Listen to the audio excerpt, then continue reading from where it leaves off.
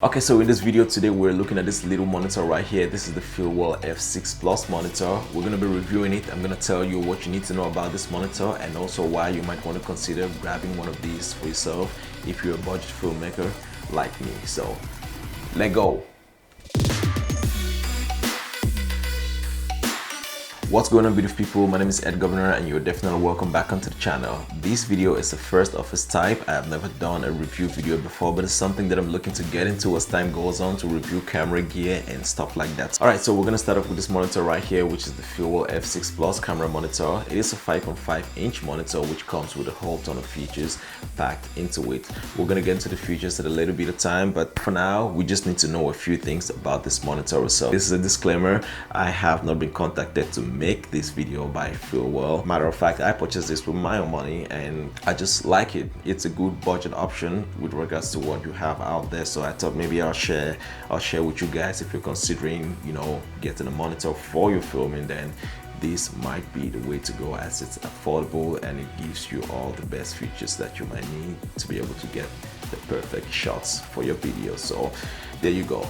Okay, so this is a 5.5-inch touchscreen on-camera monitor which is super bright. All you need to know is that if there's bright sunlight outside, you can take this monitor, you can film out in the bright sunlight and you're still going to be able to see exactly what you are filming. So when you purchase this, what comes in the package is, first of all, the monitor itself, a sunshade, and the tilt arm. This comes in at a price point under $200, which means that most filmmakers are going to be able to afford this, at least if you want to work professionally.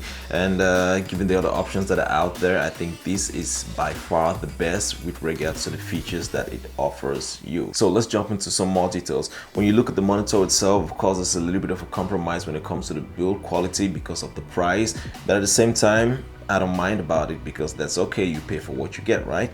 So looking at it, you have a few buttons on the outside and you have 3/4-inch threads on 3 sides of the monitor, so you can mount your monitor in whatever configuration that you want on your camera. The touchscreen is pretty responsive. I've never had any problem with the response on the touchscreen. As you can see, as soon as you touch it, it responds and it works pretty fine. The menu system is also properly built and it's very intuitive. It only takes you a couple of minutes to be able to get a hang of it and to know where you're going and what you are looking for. So I think that is pretty good and nice. When it comes to battery options, I like the fact that we have a few options. So you can use the Sony F970 batteries on this, or you can use the Canon E6 batteries. So it's really nice that you have different options. And one other cool thing I like about this monitor is the fact that you can actually use this to power up your camera. All you need is a dummy battery like this one. I'm a Sony shooter, so I have a Sony dummy battery.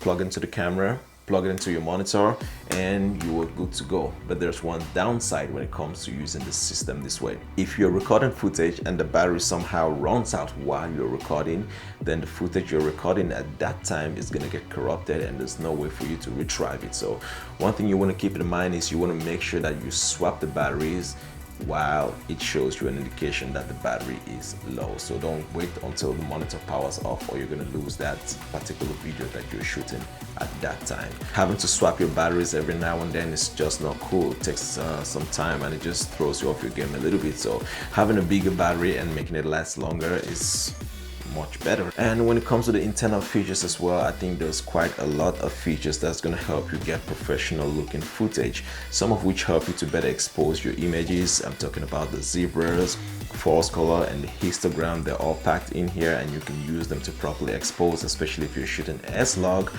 and that just makes things relatively easier. It also has the focus picking, which you can check your focus in, and that's really cool because you can pinch and zoom in and see exactly what you're focusing and fine-tune your focus to get it spot on, and that is really nice. It also has 2 HDMI ports on the outside, one in and one out, which means you can connect your camera and feed in footage into the monitor, and you can also send footage signals out of the monitor to an external or another monitor. It is pretty light and compact, which means that you can carry it anywhere without the weight being a problem. Another super cool feature that I like about this monitor is the fact that you can actually load in custom 3D LUTs into the monitor.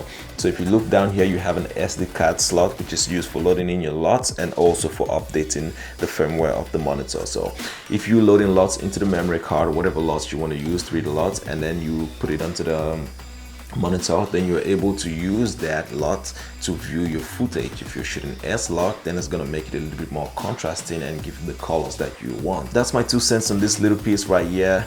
So this is something that you might want to get, like I mentioned at the start. If you're on a budget like myself, then this is absolutely crucial, as the other options out there are super expensive, maybe 5-6 times the price of this one. And you can grab yourself a couple of these and use them for different cameras, different purposes, and it's just gonna work just as fine. It's super sharp. I hope that this video would help you make up your mind and decide what kind of monitor you want to go with. But yeah, that's it for me. If this video was of any value to you, make sure you go ahead and give it a thumbs up. Let me know your thoughts in the comment sections down below, and if you're not subscribed yet, I would appreciate it if you can go ahead and give that subscribe button a left hook. You know what I'm saying? So basically, go ahead and subscribe. That's what I'm saying. Thank you so much for watching, and until next time, I'll see you when I see you. Peace. I think we are finished. Lights, camera, action, scene. Pitch black. Felt a little bit better. I hope that I hit record, and I hope that that was recorded as well. Can't even talk. I hope there's enough battery in the camera. I hope that there is enough space on the memory card. All right, so I guess we're done, and let's go see what our footage looks like.